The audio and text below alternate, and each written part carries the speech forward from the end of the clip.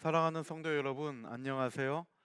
근본 주간은 구정 명절이 있어서 이렇게 유튜브를 통해서 5강을 함께 나눠보게 됩니다. 먼저 가족들과 함께 행복한 시간 또 이렇게 지내시고요. 또 5강 요번에 또 하나님의 말씀을 통해서 또 큰 은혜 받는 귀한 시간 되었으면 좋겠습니다. 우리 먼저 기도하시겠습니다. 사랑의 아버지 하나님 감사합니다. 이렇게 1월 마지막 주간 특별히 구정 연휴로 인해서 이렇게 유튜브를 통하여 구역 예배를 대신하게 됩니다. 각자의 처소에서 또 때로는 시간을 맞추어서 함께 드리는 이 구역 예배가 먼저는 하나님 앞에 큰 영광이 되게 하시고 또 말씀을 사모하는 저희들에게는 하나님의 은혜 가운데 말씀을 깨닫고 아버지의 뜻을 붙잡고 힘있게 살아가는 삶의 원동력이 되는 귀한 은혜의 시간이 되게 하여 주시옵소서. 말씀 들을 때마다 하나님께서 능력을 주시고 새 힘을 주시고 소망을 주시고 또한 저희들의 삶을 위로해 주실 줄 믿사오며 이 모든 말씀 우리 주 예수 그리스도 이름 받들어 기도 올리옵나이다. 아멘. 자, 오늘 성전 중심의 구속운동 5번째 시간 수룹바벨 성전을 살펴보게 됩니다. 먼저 페이지로는 22페이지가 되는데요. 서론적으로 먼저 함께 성전 중심의 구속운동이라고 했는데요. 여기 이 성전, 하나님은 구속 역사를 이루어 가는데 성전을 통해서 하나님의 구속 역사를 펼쳐 가셨다는 거예요. 그래서 우리가 이미 살펴본 것처럼 에덴 동산으로부터 또 장막 성전, 그 다음에 솔로몬 성전, 그 다음에 에스겔 성전까지 우리가 살펴보고 이제 근본 주간에는 수룹바벨 성전에 대해서 살펴볼 차례가 돼요. 우리가 계속 이 성전 중심의 구속 운동을 볼 때에 4가지 패턴으로 이렇게 살펴보고 있다는 것을 알고 계시죠. 이 4가지는 바로 성전을 이루는 중요한 요소가 돼요. 그래서 성전을 이루기 위해서 하나님께서 기뻐하시는 이 성전을 이루기 위해서는 4가지가 반드시 있어야 돼요. 그 가운데 첫 번째가 뭐냐면 바로 장소가 있어야 되죠. 하나님께서 택하신 장소가 반드시 있어야 돼요. 장소. 그러니까 성전은 아무데나 세워지지 않는다는 거죠. 하나님께서 택하신 장소가 있다는 거예요. 특별히 시편 132편 13절 말씀 보면 모세 시대의 장막 성전은 옮겨 다녔잖아요. 그리고 하나님께서는 다윗과 솔로몬을 통하여 최초의 고정된 성전을 세우게 돼요. 그 세워진 곳이 바로 예루살렘 시온성이죠. 그래서 하나님께서 솔로몬을 통하여 성전을 세우게 할 때에 그 시온을 내가 택하였다. 하나님께서 택하신 시온이고 하나님께서 거주하실 곳이라고 분명히 말씀하고 있죠. 그래서 성전은 아무 곳에나 세워지는 것이 아니라 특별히 하나님께서 택하신 장소에 성전은 세워지게 되어 있다는 것이죠. 그 다음에 두 번째로 성전이 갖추어지려면 반드시 하나님께서 함께 하셔야 돼요. 이게 그래서 하나님의 임재다. 임재. 이 하나님의 임재라고 하는 것은 하나님께서 함께 하심을 말씀하고 있는 거예요. 아무리 겉으로 화려하고 아름다운 건물이라 할지라도 성전이라 할지라도 그곳에 하나님이 임재하시지 아니하시고 하나님께서 함께하지 아니하시면 그곳은 성전이 될 수 없는 거예요. 그래서 시편 11편 4절 말씀 볼 때에 하나님께서는 그 성전에 계신다. 그 성전, 하나님은 반드시 하나님께서 택하신 장소에 세워진 그 성전에 계신다는 것이죠. 또 하박국서 2장 20절 말씀 볼 때에도 오직 하나님은 그 성전에 계신다고 우리에게 말씀하고 있어요.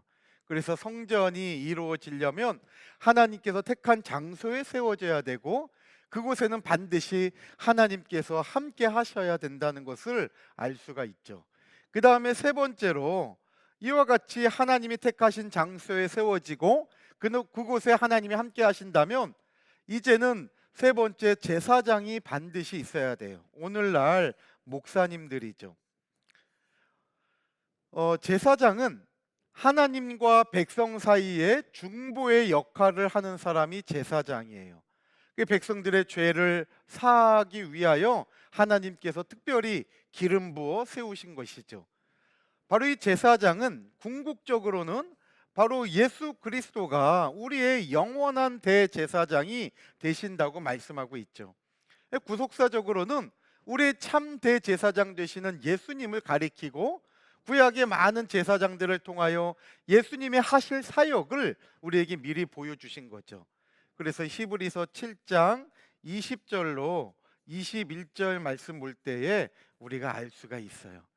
그리고 마지막 네 번째로 참 성전이 이루어지려면 제물이 있어야 돼요. 제사, 예배를 드려야 되고 그 예배에는 반드시 예물이 있어야 돼요. 그래서 제사와 제물이 있어야 온전한 성전의 역할을 이루게 되는 거예요.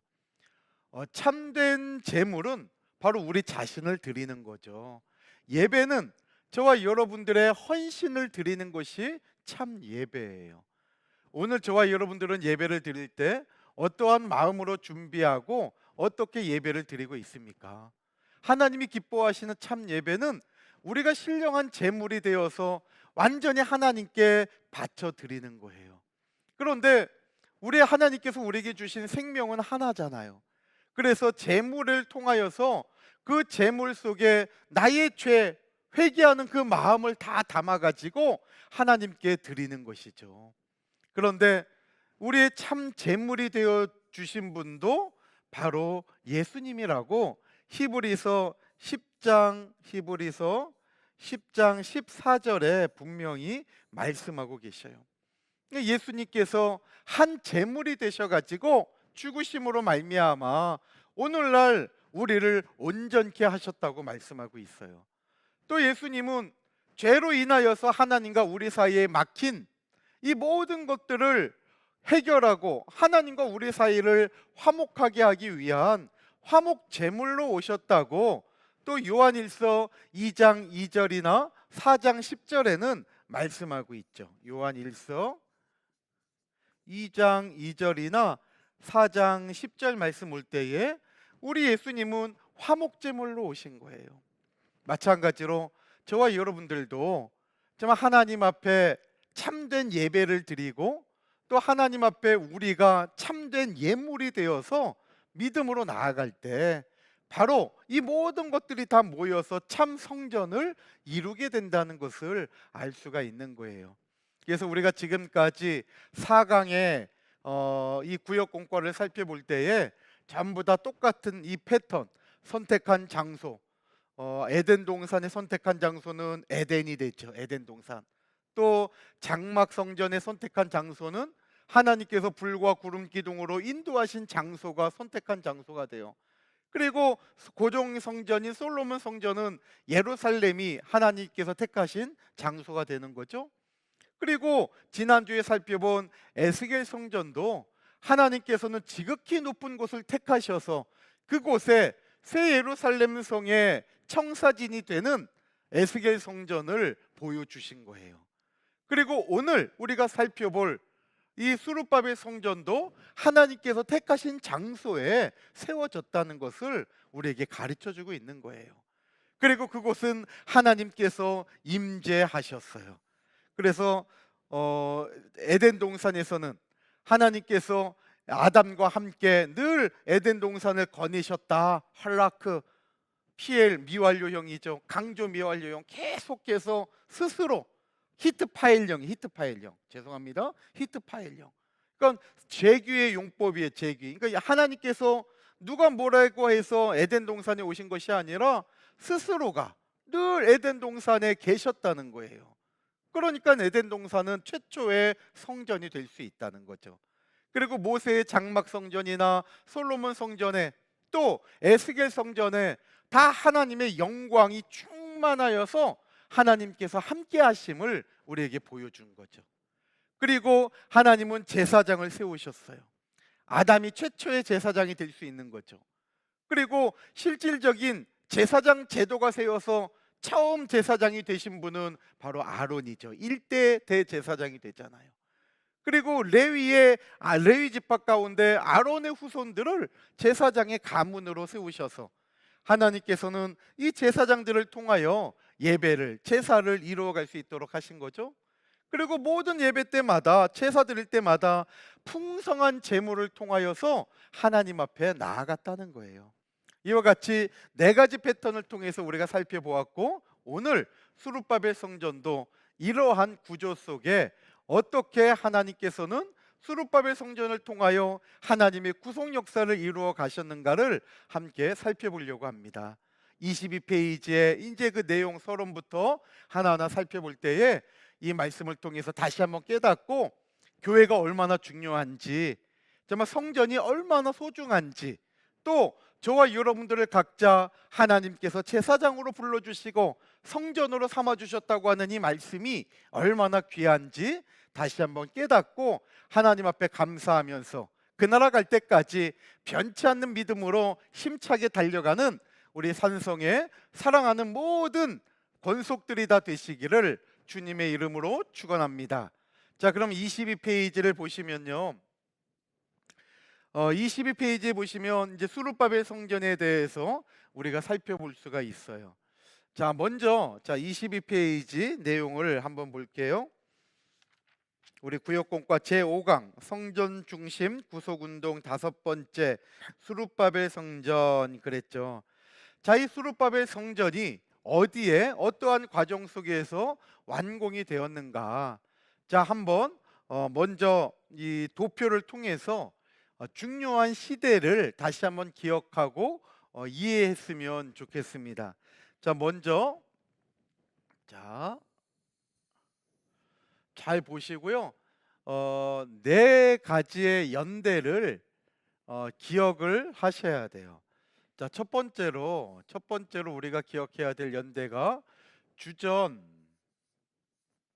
537년이죠. 주전 537년에 1차 포로 귀환의 역사가 있었어요. 바빌론 포로에 끌려갔던 이스라엘 백성들이 다시 하나님의 때가 되어서 포로에서 귀환하게 되는 거죠. 1차 포로 귀환이에요. 여기에서는 하나님께서는 바벨론을 무너뜨린 바사 제국의 고레스 왕을 사용하신 것을 알 수가 있죠. 고레스 왕.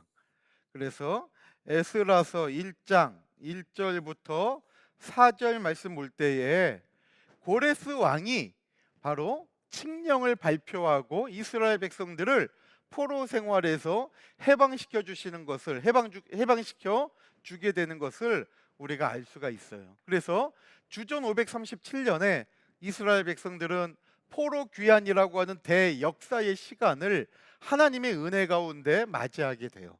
그리고 그 다음 해가 되는 주전 537년에 포로 귀환으로 해서 예루살렘의 1차 포로 귀환자 49,897명이 수룹바벨과 대제사장 여호수아를 중심으로 예루살렘에 도착하게 되는 거예요. 그리고 그 다음 해인 주전 536년 2월 달에 드디어 성전 재건의 역사가 이루어지게 되죠. 그 성전 건축이 무너진 솔로몬 성전의 터 위에 성전 재건의 역사가 주전 536년에 펼쳐지게 돼요. 그래서 성전 건축의 역사가 에스라서 3장 8절부터 13절 말씀 볼 때에 펼쳐지는 것을 알 수가 있어요.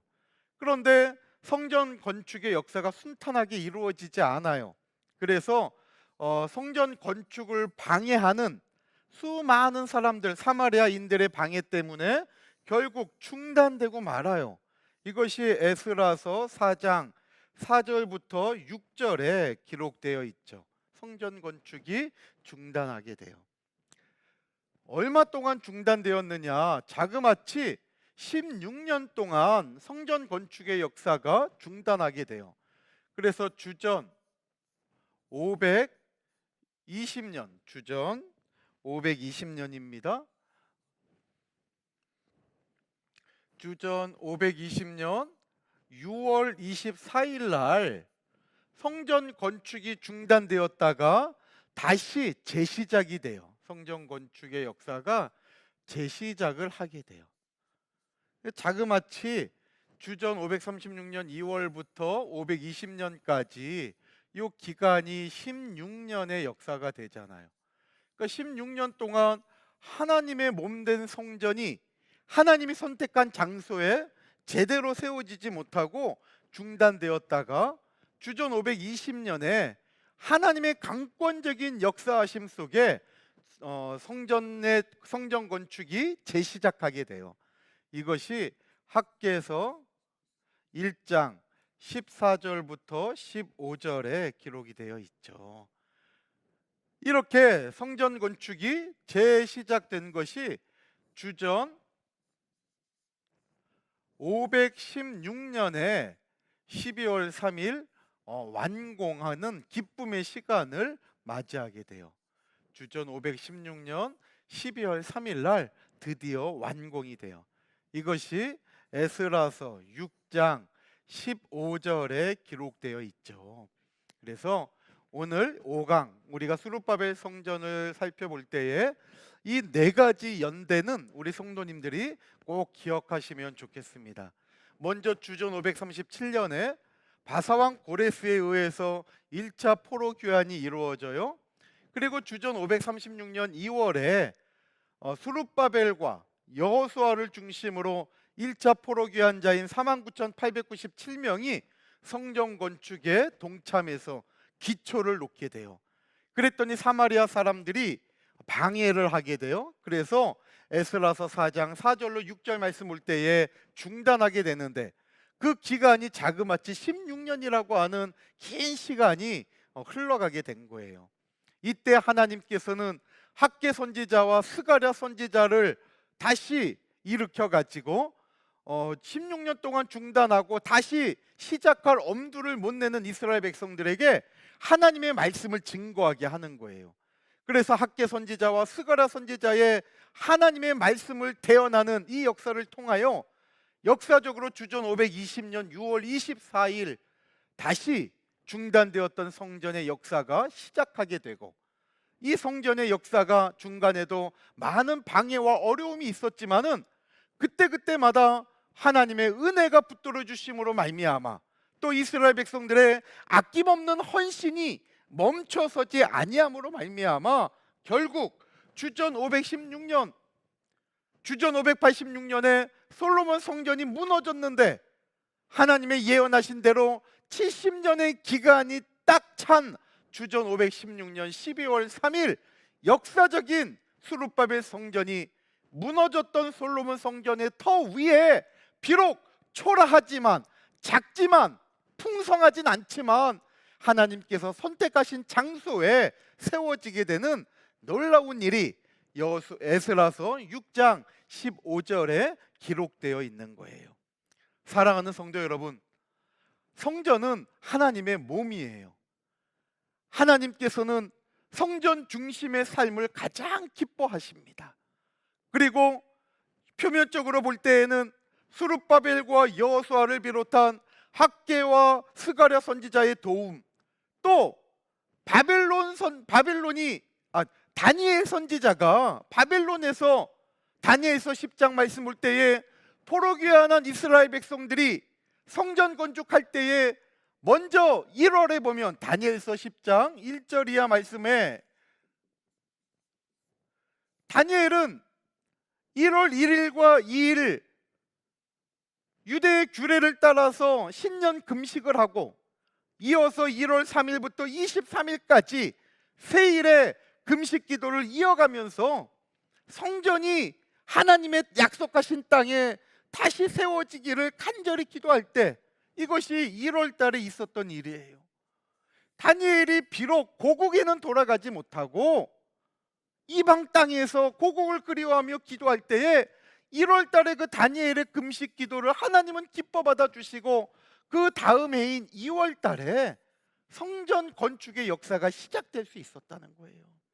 그러니까 이러한 모든 것을 볼 때에 하나님의 역사하심이 있다는 것을 우리는 꼭 알아야 돼요.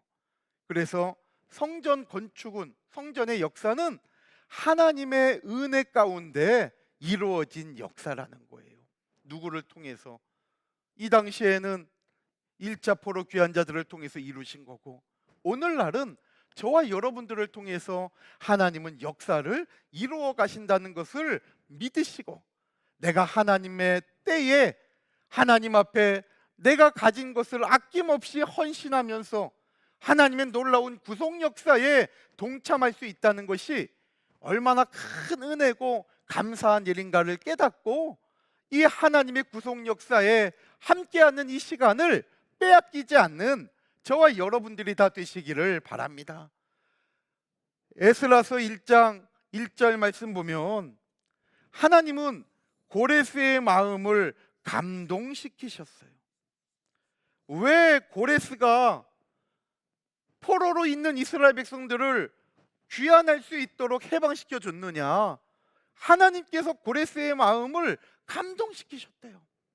그래서 고레스가, 야, 너희 예루살렘에 가서 반드시 그 예루살렘 땅에다가 성전을 다시 지으라고 명령을 한 거예요. 또 성전 건축이 중단되었다가 다시 재시작을 할 때에도 학개서 1장 14절 말씀 보면 하나님은 스룹바벨과 여호수아와 또 이스라엘 백성들과 많은 장로들의 마음을 흥분시키셨다고 성경은 말씀하고 있어요. 다 주어가 하나님이에요. 고레스의 마음을 감동시키신 분도 하나님이고, 성전 건축이 재시작할 수 있도록 이스라엘 백성들의 마음을 흥분시키신 분도 하나님이에요. 주어가 다 하나님이에요. 이 하나님의 이 감동시키시고 흥분시키신 역사가 결국 성전 완공이라고 하는 복된 일을 이루었다는 거예요. 히브리 원어 성경에 보면 에스라서 1장 1절에 고레스 왕을 감동시킬 때 이 감동하다라는 단어와 학개서 1장 14절에 스룹바벨과 여호수아와 또 장로들과 이스라엘 백성들의 마음을 흥분시켰다고 할 때 이 흥분하다라는 단어가 똑같은 단어예요. 히브리어로 우루라고 하는 단어를 사용하고 있어요. 우루. 히브리어로 우루라고 하는 단어를 사용하고 있어요. 우루. 이 우루라고 하는 단어는 깨우다, 또 각성하다,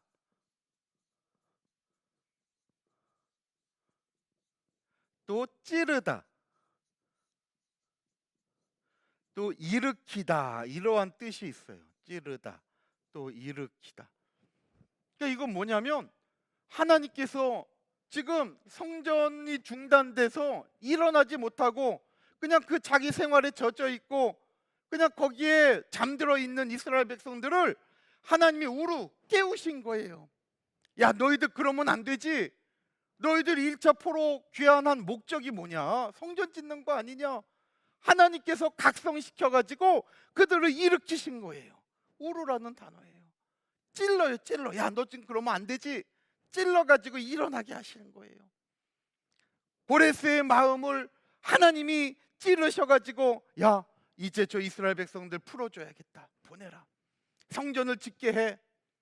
하나님께서 고레스의 마음을 각성시키고 깨우니까 고레스가 하나님의 말씀에 순종하여서 포로 귀환의 역사를 이루도록 칙령을 발표할 수가 있었던 거예요. 사랑하는 성도 여러분, 모든 역사의 주관자는 하나님이심을 믿으시기를 바랍니다. 하나님은 살아계신 분이에요. 그 하나님은 우리와 함께 하십니다. 저와 여러분들의 모든 생활 속에서도 아무리 일터가 힘들고 내 가정이 어렵다 할지라도 오늘이 하나님을 붙잡으시기를 바랍니다. 하나님께서 내 삶을 깨워주시고 일으켜 주실 때 저와 여러분들의 삶은 다시 한번 일어나서 하나님의 구원 역사에 쓰임받는 복된 역사가 있다는 것을 꼭 믿으시기를 바랍니다. 자, 이것이 22페이지의 서론에 있는 내용들이에요. 그래서 내용을 잘 읽어보시고 네 개의 연대, 주전 537년과 주전 536년, 세 번째 주전 520년 6월 24일, 네 번째 주전 516년 12월 3일, 이 네 개의 연대를 꼭 기억하시고 이것이 어떻게 흘러가나 이해하시면 좋겠습니다. 자, 이제 본론적으로 들어가서 성전을 이루기 위해서 네 가지의 모습이 있다 그랬죠. 하나님의 택한 장소에 세워지고, 거기에는 하나님의 임재의 모습이 있어야 되고, 거기에는 제사장도 있어야 되고, 거기에는 참된 제사, 예배와 예물이 있어야 된다 그랬어요. 자, 수룹바벨 성전에는 어떻게 나타날까요? 자, 한번 우리 교재를 중심으로 함께 살펴보도록 하겠습니다. 22페이지 하단 볼 때에 택하신 장소, 바로 이 택하신 장소는 파괴된 솔로몬 성전 터죠. 그래서 수룹바벨 성전은 파괴된 솔로몬 성전 터 위에 그대로 세워진 성전이에요. 그러나 솔로몬 성전은 크고 웅장하고 화려했잖아요. 그런데 수룹바벨 성전은 바벨론의 포로로 잡혀갔던 이스라엘 백성들이 이제 바사 제국에 의해서 다시 돌아와서 세운 성전이에요. 그것도 1차 포로 귀환 자는 49,897명밖에 안 돼요. 그러니까 이 인원, 에스라서 2장 말씀 볼 때에 그들의 이름이 다 기록되어 있잖아요. 하나님은 그들을 잊어버리지 않은 거예요. 그 가문을 기억하시는 거죠. 그 숫자를 다 합하면 49,897명이죠. 이들이 성전 건축을 짓는데 솔로몬 성전처럼 크고 화려하게 지을 수는 없었던 거죠. 그래서 옛 파괴된 솔로몬 성전 터 위에 세워졌지만 수룹바벨 성전은 작고 초라한 성전이라는 것을 우리가 알 수 있어요. 자, 우리 23페이지에 보면, 그곳에 바로 성전이 세워진 것을 알 수가 있죠. 그래서 에스라서 1장 1절로 4절에 앞서 말씀드렸죠. 하나님께서는 고레스의 마음을 감동시켜서 성전을 지으라고 명령을 하신 거예요. 그런데 그 장소가 예루살렘에. 그래서 이 구절에 보면 예루살렘이라는 장소가 빠지지 않아요. 이것은 뭐냐면 꼭 예루살렘에 세워져야지. 왜? 거기가 하나님의 택하신 장소니까요. 다른 곳에 우리가 볼 때 가서 보니까 여기가 더 자리가 좋고 평평하고 또 짓기도 쉬울 것 같고 교통도 편리하고 여기가 더 좋을 것 같아. 그래도 하나님은 그런데 안 된대요. 하나님이 택하신 장소. 그래서 고레스를 통해서 반드시 예루살렘, 그 무너진 솔로몬 성전의 그 자리에 수룹바벨 성전을 세워야 된다는 것을 말씀하고 있는 거예요. 그래서 우리 23페이지 중간 부분에 보면 두 번째 하나님의 임재, 그 윗부분에 보면 밑줄이 있잖아요. 바로 이것은 수룹바벨 성전이 선택된 장소 위에 건축되었음을 보여준다는 것이죠. 밑줄에 선택 적으시면 되겠죠. 자, 그 다음에 두 번째입니다. 성전에는 반드시 하나님의 임재가 있어야 된다 그랬어요. 자, 그렇다면 수룹바벨 성전에는 어떻게 하나님이 임재하셨을까? 성전을 완공한 이후에 이스라엘 백성들은 이 1차 포로 귀환 자들이 제일 처음 맞이한 것이 바로 유월절 규례예요.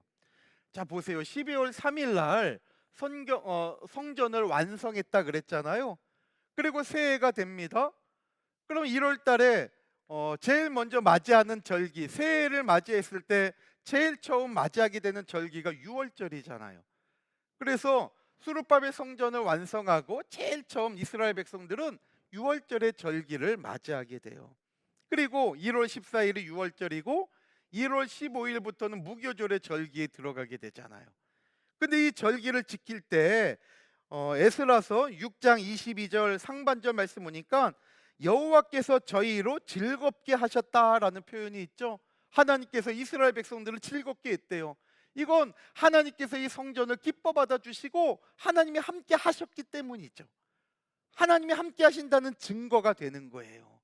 또 학개 선지자를 통해서 하나님은 너희가 이 성전을 완공할 때, 지금 16년 동안 중단되었던 이 성전을 학개와 스가랴 선지자를 통해서 다시 시작하게 되었다 그랬잖아요. 그러면서 학개서 2장 7절과 9절 말씀 보면 하나님께서는 너희들이 이 중단된 성전을 완성하게 되면 내가 그 성전에 함께 하겠다는 약속을 하셔요. 그래서 수르바벨 성전도 하나님의 임재가 있는 성전이라는 것을 알 수가 있어요. 그래서 23페이지 하단에 보면 만국의 보배가 오시는 성전이다. 여기 만국의 보배는 예수 그리스도를 나타내고 있죠. 그러니까 만국의 보배, 성전을 너희가 지으면 만국의 보배가 오신다는 거예요. 예수 그리스도.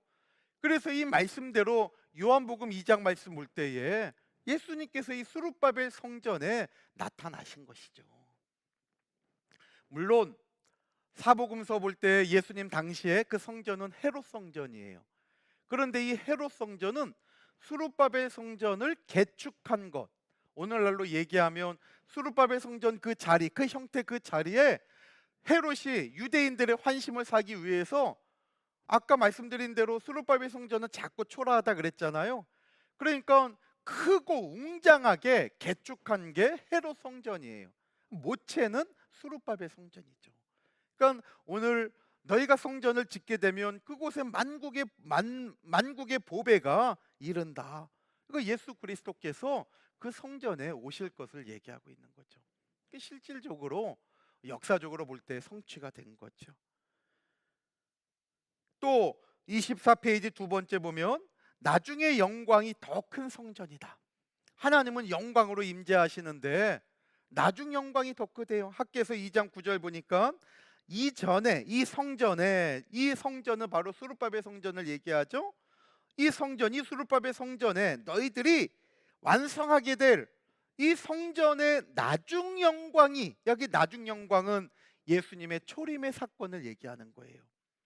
예수님의 초림, 나중 영광이 이전의 영광보다 크다. 이전의 영광은 바로 무너졌던 솔로몬 성전을 얘기하죠.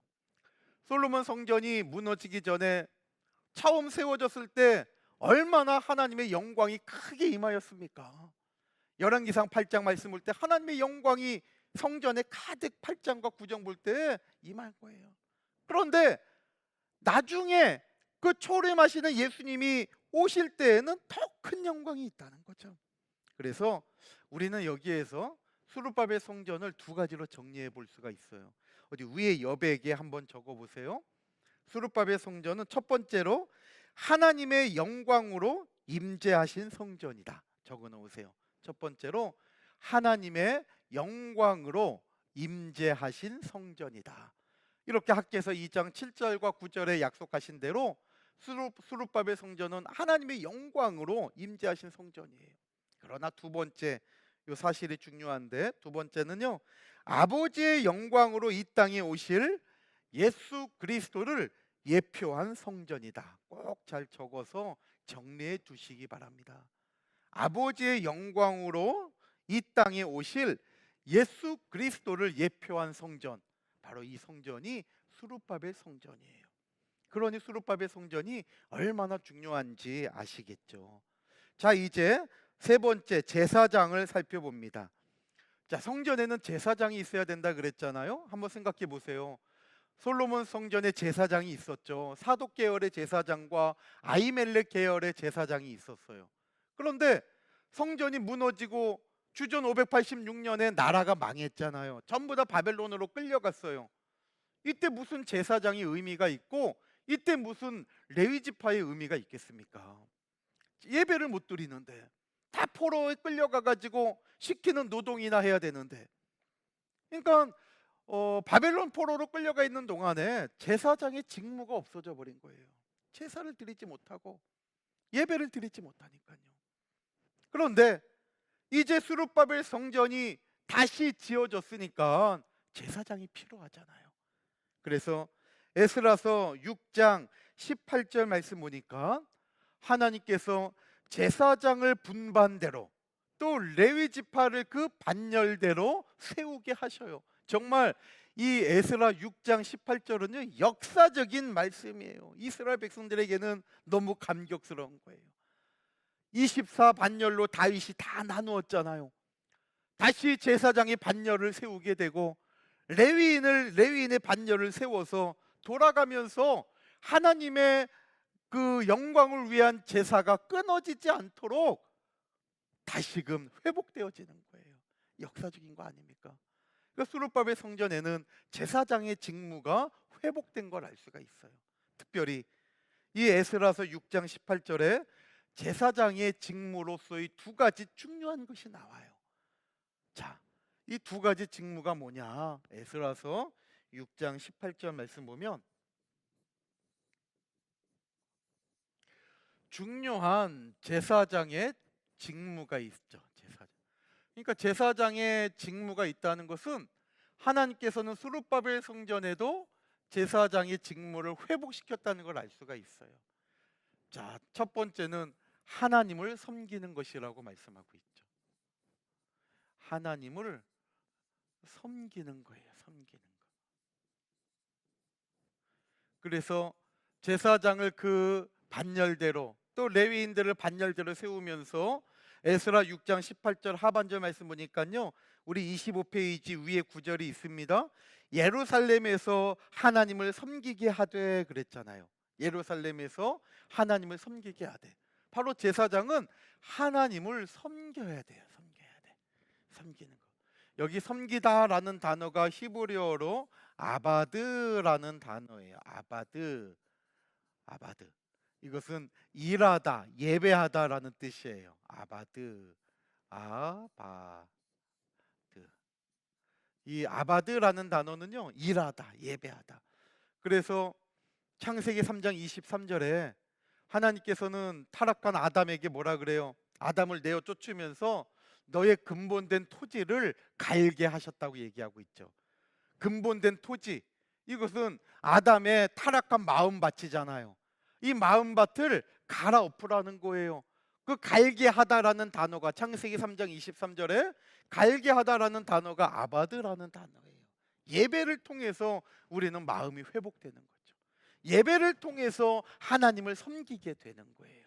예배는 하나님께 집중하고 하나님을 존귀히 여기고 하나님을 경배하는 게 예배죠. 하나님을 섬기는 거예요. 그래서 제사장들에게 야, 하나님만을 너희가 다시 섬겨라. 이 하나님을 섬기는 것이 제사장의 직무라는 것을 우리에게 보여주면서 스룹바벨 성전에서 이 제사장의 직무를 하나님은 회복시켜 주신 거예요. 두 번째로 제사장의 직무의 중요한 두 번째는 하나님의 말씀대로 행하는 거예요. 두 번째로는요, 하나님의 말씀대로 행하는 것. 제사장은 하나님의 말씀대로 따라야 돼요. 말씀대로 행해야 되는 거죠. 에스라 6장 18절 하반절 말씀 보세요. 모세의 책에 기록된 대로 하게 하니라. 제사장은 자기가 가진 지식대로 움직이는 게 아니에요. 자기가 하고 싶은 대로 하는 것이 제사장이 아니에요. 여기 모세의 책에 기록된 것, 바로 하나님의 말씀이죠. 제사장은 하나님의 말씀대로 행하는 거예요. 오늘 저와 여러분들이 신령한 하나님의 제사장이잖아요.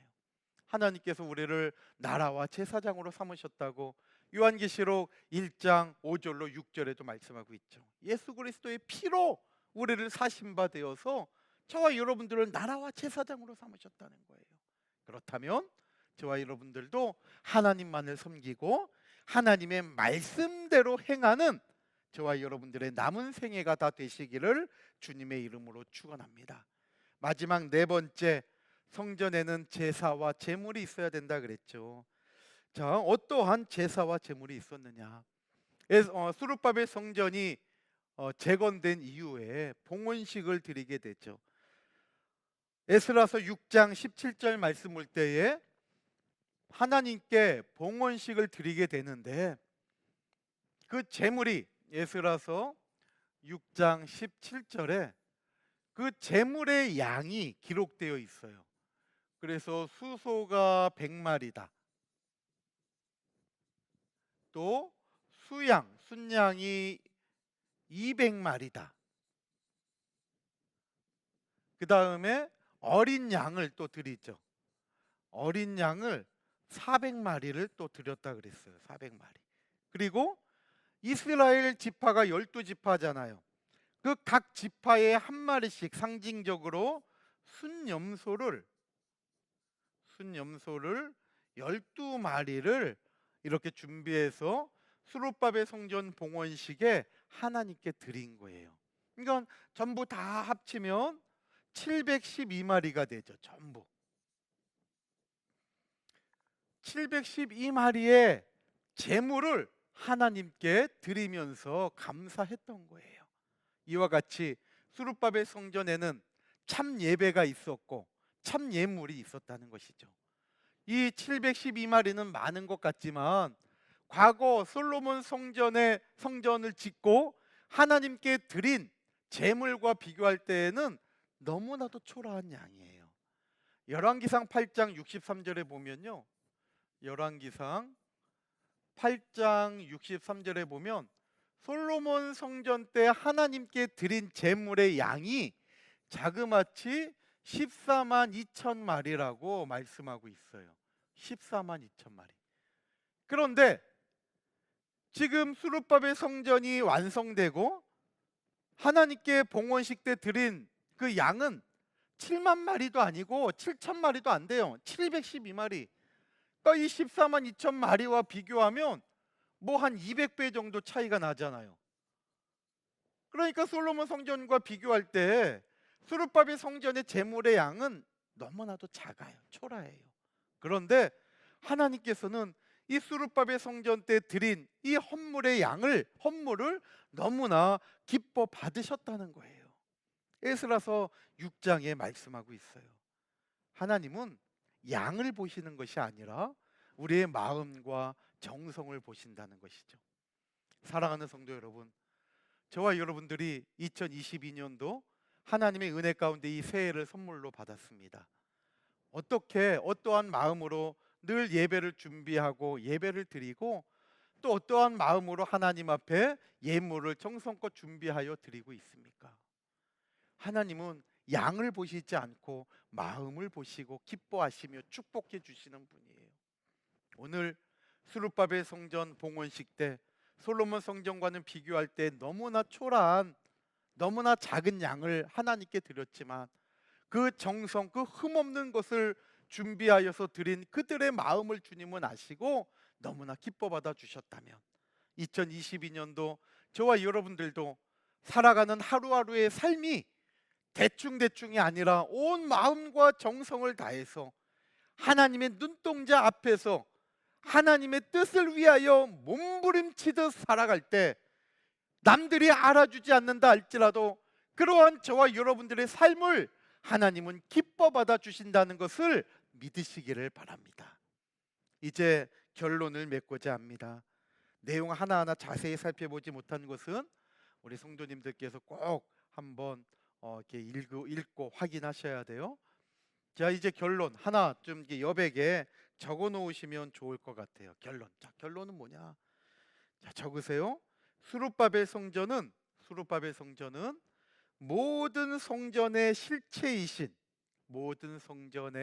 실체이신 예수님께서 직접 오실 성전으로, 모든 성전의 실체이신 예수님께서 직접 오실 성전.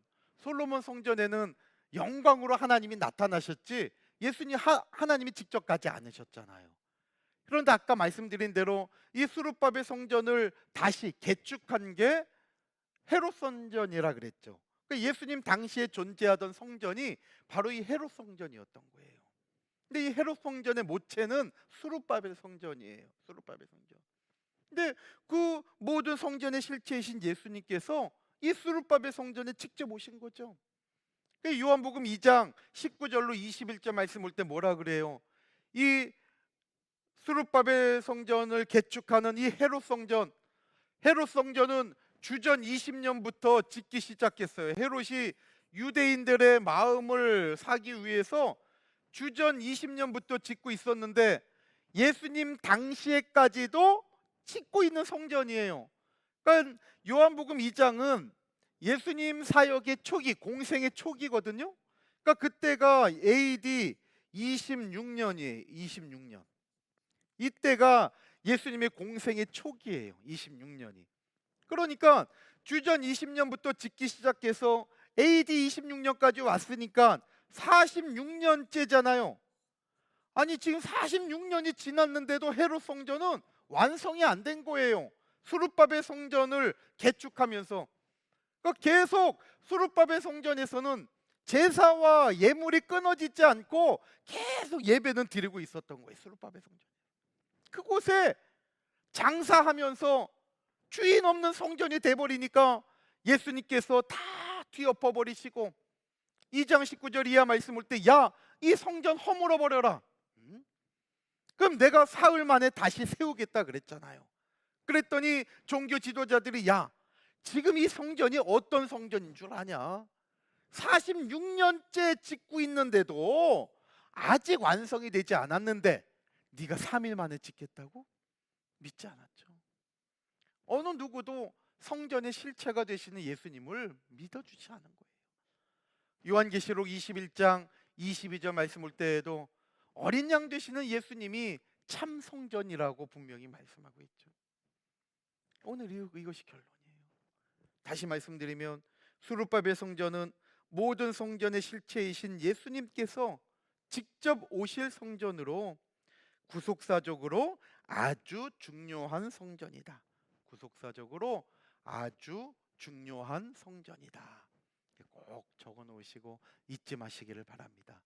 그래서 수르바벨 성전은 단순하게 포로 귀환에서 지어진 성전으로 끝날 것이 아니라 예수님께서 2000년 전에 오셨을 때 물론 헤롯 성전이 이름은 헤롯 성전이었지만은 그 모체가 수르바벨 성전.